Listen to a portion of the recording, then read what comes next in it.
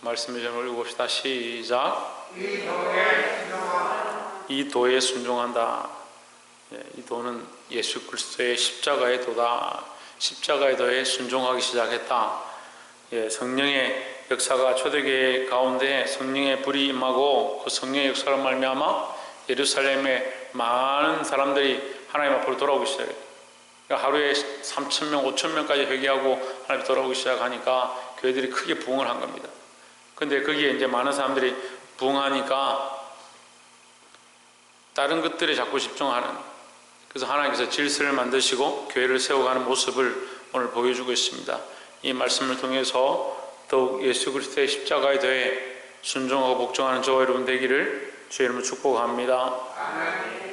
6장 1절에 그때의 제자의 수가 많아졌는데 했습니다. 그때 제자의 수가 많아졌다. 더 많아졌는데는 무슨 말이에요? 부흥했다는 거죠.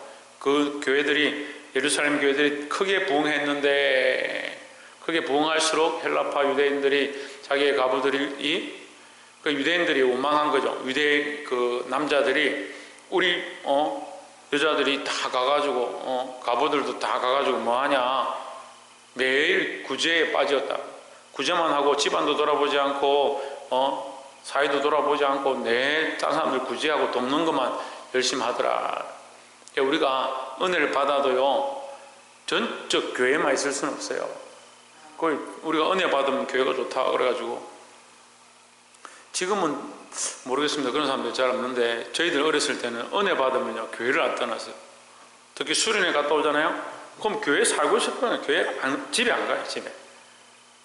집에 가서 집 내려놓고 그 다음날 또 아침에 새벽부터 오는 겁니다. 새벽부터 와가지고 방학 내내 교회에 있어요.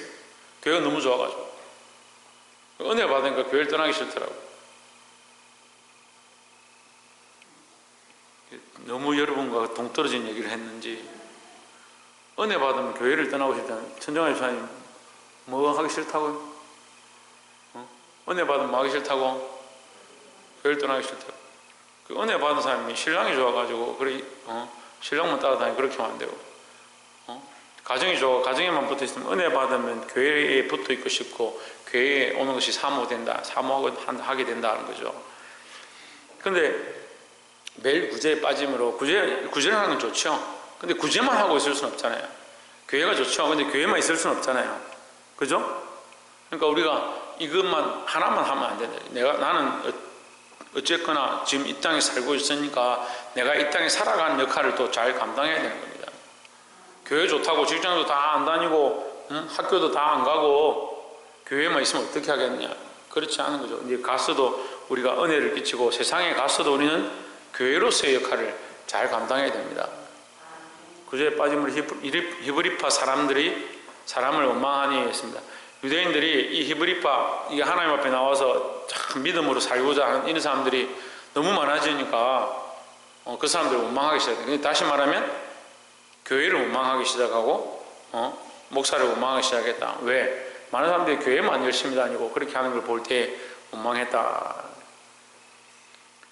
그래서 2절에 보면 12사도가 모든 제자를 불러 이르되, 모든 사람들 다 모아놓고 이 사도들이 얘기를 했습니다. 우리가 하나님의 말씀을 제쳐놓고 접대를 일삼는 것이 마땅하지 아니하니 했습니다. 여러분 성경은 지금 접대라 되는데 제 성경은 공개라 되어 있습니다. 이 공개가 접대죠. 음식을 같이 나눠 먹는 것인데 음식을 나눠 먹는 것만 이 공개가 아니고 접대가 아니고, 이것은 이 공개라는 단어는 식탁을 놓는다, 상을 차린다 이런 뜻이에요. 상을 차려서 여러 가지 일들을 하죠. 상을 차려서 음식을 먹기도 하고, 또 교회가 부흥하면 어떻게 해요? 상을 차려가지고 헌금을 정리하고 개수하기도 하고, 그런 일들을 많이 한다 이 말이에요. 그런 일들을 일삼는 것이 마땅하지 않다. 그럼 뭐가 마땅하냐? 하나님 기뻐하시는 일들을 하는 게 마땅한 거죠. 이것도 주의 일이고 이것도 하나님의 일인데, 이것도 주의 일이고 이것도 하나님의 일인데, 접대나 이런 것들에 이 공개, 음식을 먹고 이 돈을 관리하고 이런 데 빠져가지고 12사도와 이 제자들이 해야 될 일이 뭐냐? 이제 그 다음에 나옵니다. 3절에 그들이 참으로 해야 될 일이 뭐냐? 형제들아 너희 가운데서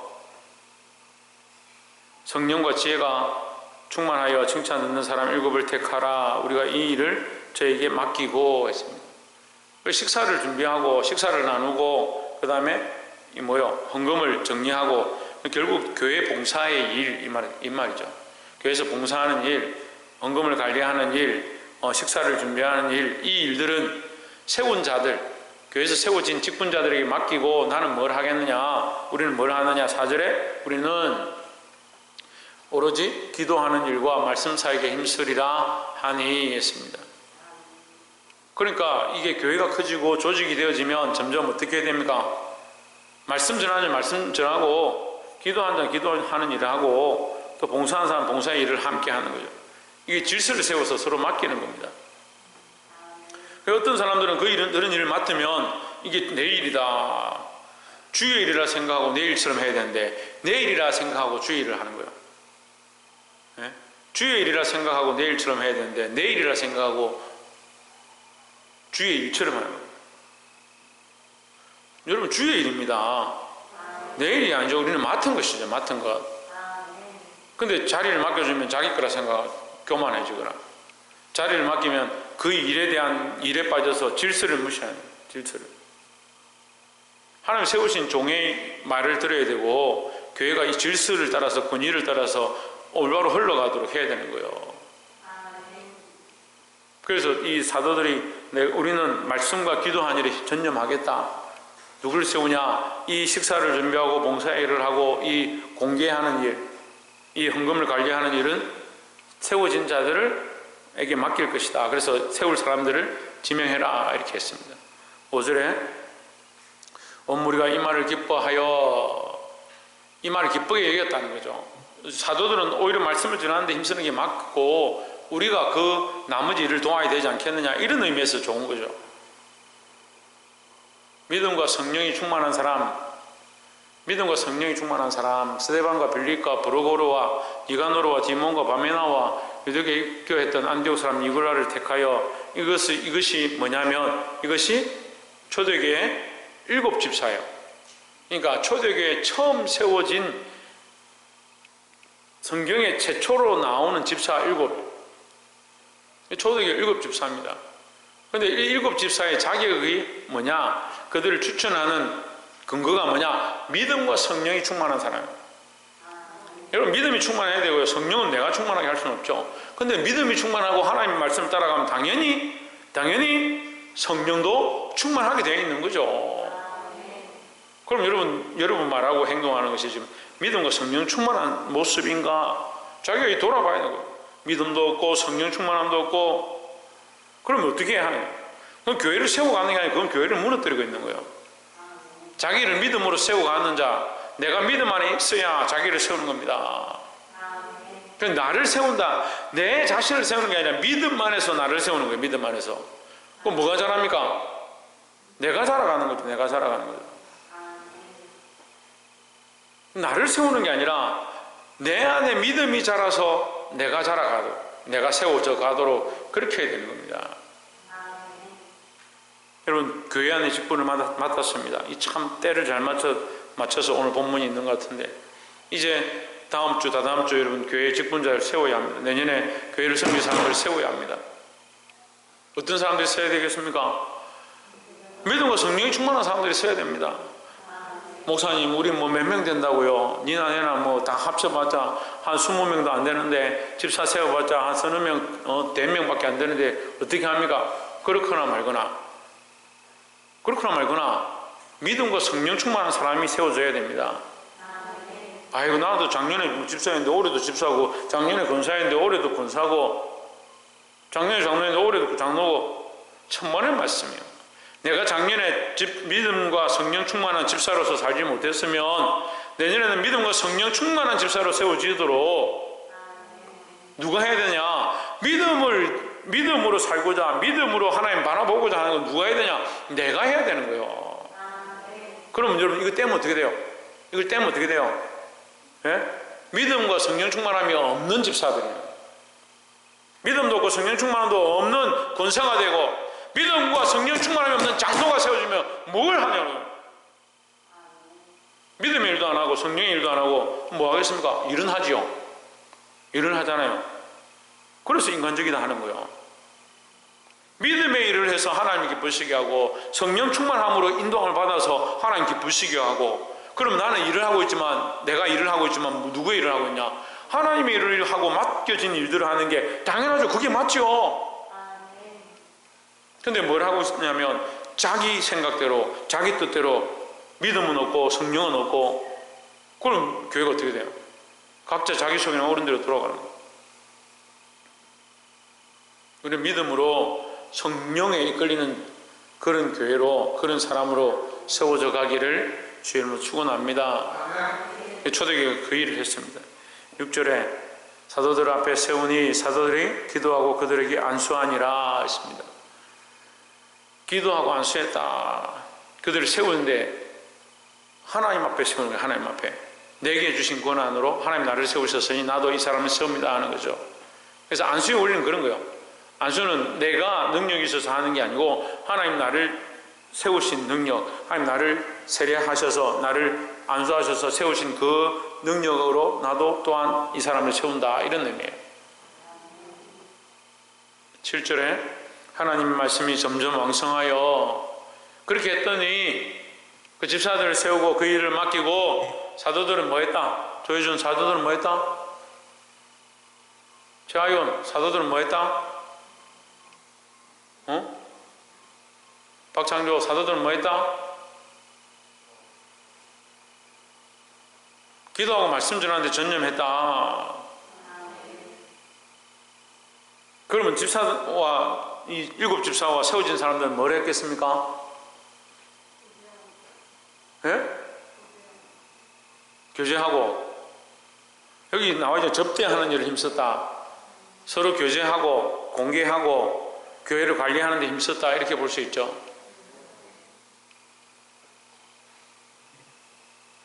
그렇게 하니까 하나님 교회가 참 그래도 말씀을 따라서 잘 하는구나. 그걸 하나님 말씀이 점점 왕성해지고 예루살렘의 제자의 수가 더 힘이 많아지고 허다한 세상의 무리도 이도에 복종하니라 했습니다. 그러니까 사도들이 다 뭐 음식도 장만하고 다 봉사도 다 하고 가서 전도도 하고, 사도들이 얼마나 바쁘겠어요. 12사도밖에 안 되는데 하루에 수천 명씩 돌아오는데 12명이 어떻게 다 감당하냐. 그러니까 일을 맡겨주는 거예요. 나중에 가면 이제 더 많은 사람들이 더 세워지는 겁니다. 계속해서 이렇게 세워가는 거예요. 그렇게 하니까 더 크게, 한마디 하면 더 크게 부흥했다는 거죠. 8절에 스데반이 은혜와 권능이 충만하여 큰 기사와 표적을 민간에 행하니 했습니다. 7 집사 가운데도 특별히 스데반이 특별히 더 눈에 띄었는데 어땠느냐? 은혜와 권능이 충만했다. 여러분, 하나님 나라는 말에 있는 게 아니에요. 말에 있는 게 아니에요. 말로 이기는 게 아니에요. 하나님 나라는 뭐가 있느냐? 능력이 있습니다. 능력에. 하나님 나라는 무엇으로 나타나냐? 능력으로 나타나냐? 최하여 뭐로 나타난다고? 하나님 나라는 능력으로 나타나는 겁니다. 우리가 세상을 어떻게 이깁니까? 양력 사모님, 세상을 어떻게 이깁니까? 우리의 이김은 이것이니 곧 너희의 믿음이다. 너희의 믿음. 믿음으로 이기는 거예요. 그럼 세상에서 나타낼 수 있는 우리의 능력은 뭐냐? 이게 뭐 운동을 만약에 근력이 세다, 뭐 체력이 좋다, 돈이 많다, 그런 게 아니에요. 세상을 이기면요, 남들만큼 내가 돈이 많아야, 남들만큼 재능이 많아야 천만을 말씀. 세상 사람들 어때요? 돈으로 자기를 드러내려고 하고 사람들 앞에 나도 이만큼 있다, 나도 이만큼 자랑할 수 있다, 그런 걸 드러내려고. 우리의 능력은요, 믿음이에요. 믿음. 세상 앞에 드러낼 게 뭐 있냐는, 믿음밖에 없는데 믿음이 없으면 어떻게 하냐고.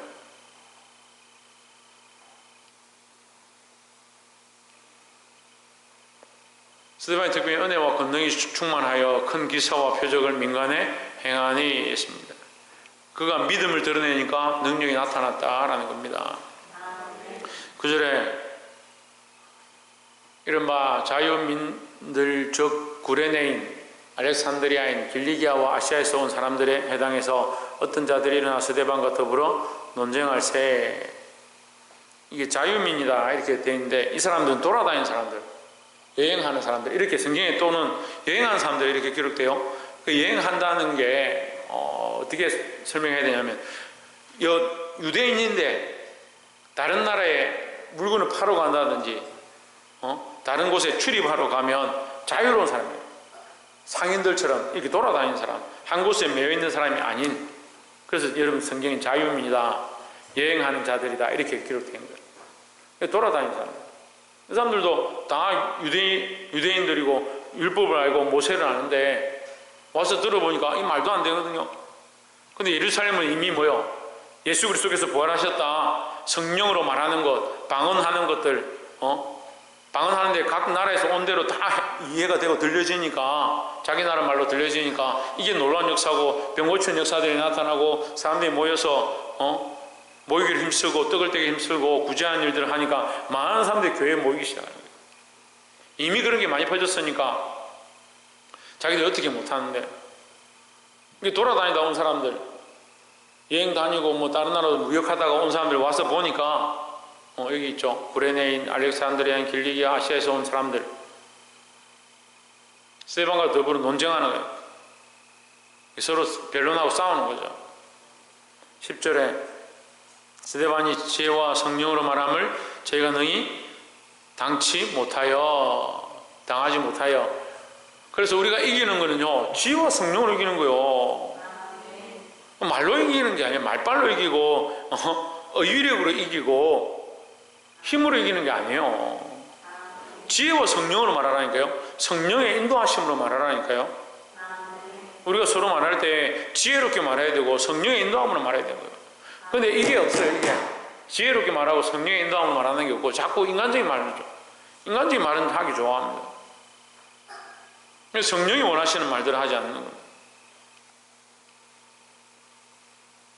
세상을 이기는 이김이 뭐냐? 우리 믿음이라 했는데, 믿음 있는 사람은 자기 생각을 말하는 게 아니고, 믿음 있는 사람 최하연, 믿음 있는 사람은 자기 생각을 말하는 게 아니고, 따라합시다. 믿음 있는 사람은 자기 생각을 말하는 것이 아니고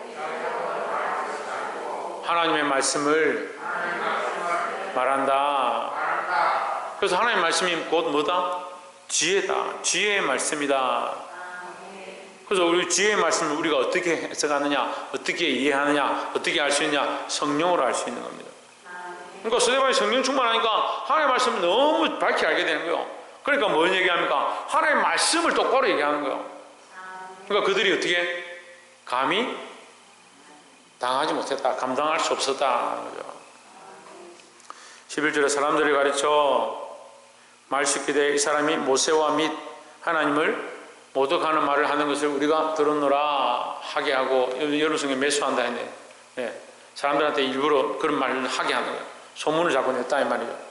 소문을 내가 이 스데반이라는 놈이 다니면서 하나님을 모독한다. 어떻게 모독하느냐? 12절에 백성과 장로와 서기관들을 충동시켜 와서 잡아가지고 공회에 이르러 13절에 거짓 증언들을 세우니 이르되 이 사람이 거룩한 곳과 율법을 거스려 말하기를 맞이 아니하는도다. 거룩한 곳은 성전이고 율법은 모세죠. 모세와 성전을 모독한다. 그 모세와 성전을 모독하는, 결국 자기들 관점에 하나님을 모독하는. 14절 했죠. 그의 말에 이 스데반이 뭐라고 하냐? 스데반의 말에 이 나사렛 예수가 이것을 흘고, 이것이 어디요? 어디 성전이요? 네, 예루살렘 성전을 흘고, 그 유대인들에게는 이 예루살렘이 제일 중요한 곳인데,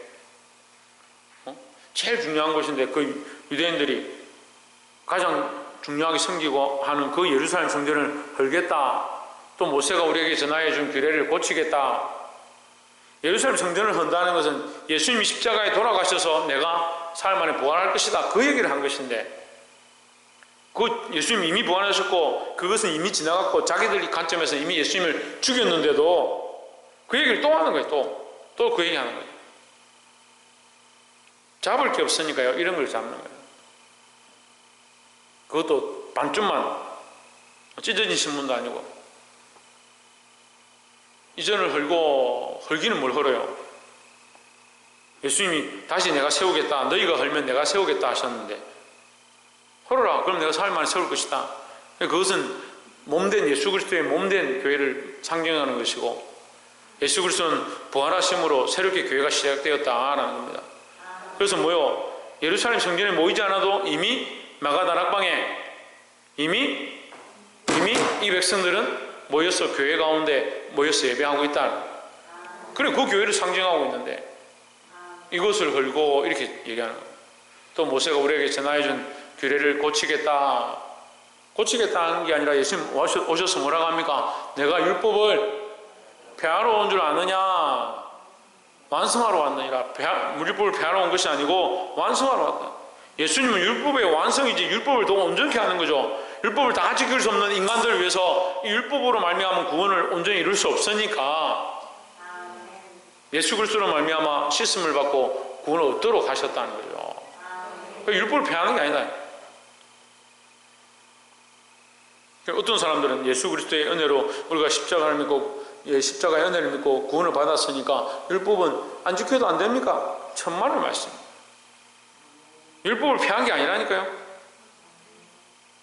율법에 맞지 아니한 것들, 이게 우리와 이 현실과 지금 상황과 맞지 아니하는 것들은 더 온전케 하셨고, 우리의 연약함으로 다 지킬 수 없는 것들 또한 온전케 하셨고, 이렇게 봐야 되죠.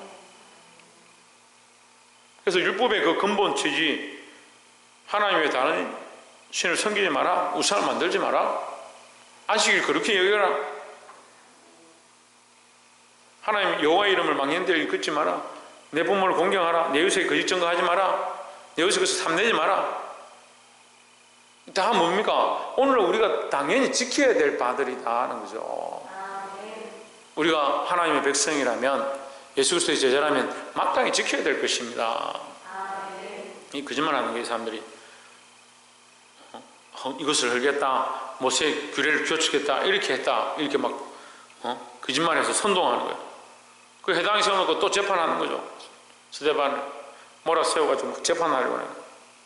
15절에 공회 중에 앉은 사람들이 다 스데반을 주목하여 보니 사람들이 다 한꺼번에 모여가지고 막 장로고 뭐고 사람들이 다 모여가 스데반을 비방하면서 저 사람이 성전을 헐다 하고 모세의 규례를 고친다 하고 막 이렇게 하면 우리 같으면 놀래가지고 무서워가 벌벌벌 들 건데, 스데반은 지금 어떻느냐? 성령이 충만하다. 성령 충만하고 우리 속에 그 속에 뭐가 있느냐? 지혜가 막 올라오는 거예요. 지혜가 올라오고 성령 충만함이 막 있으니까 뭐가 떠나가겠습니까? 뭐가 떠나가겠어요? 두려움이 떠나가요. 두려울 이유가 없는 거예요. 두려울 이유가. 그래서 성령 충만하니까 그 얼굴이 어떻느냐? 스데반을 주목하여 보니 그 얼굴이 천사의 얼굴과 같더라 했습니다. 결국 스데반은 순교의 자리 가운데 갑니다. 스데반은 죽임을 당합니다. 세상의 이론을 하면 죽었으니까, 순교했으니까 끝난 거 아니냐? 그런데 성경은 이 스데반의 죽음으로 말미암아 수많은 사람들이 오히려 그리스도 예수의 이름 앞에 무릎 꿇게 되고 십자가에 대해 복종하게 되는 그런 역사들이 나타났습니다. 사랑하는 성도 여러분, 이 스데반 집사와 같은 자리에 여러분 서시겠습니까? 아니면 모략하고 거짓하고 자기들의 권세를 지키려고, 자기 자존심을 지키려고 큰 소리 치는 사람들의 자리에 서시겠습니까? 오늘 여러분, 우리가 연종 12월 달을 맞아서 이제 연말을 마감해야 될 그런 시기 가운데 있습니다. 우리가 얼마나 말씀 앞에 충성하고 하나님 세우신 질서 앞에 충성했는가 돌아보고, 우리 새해를 준비하면서 또한 직분자로 세워지고 주의 일을 해야 될 때에 하나님의 영광을 드러낼 자들로, 사람의 지혜가 아닌 하나님의 지혜로 세워져 가며 수많은 생명을 살리는 저와 여러분 되시기를 주의 이름으로 축원합니다. 기도하겠습니다.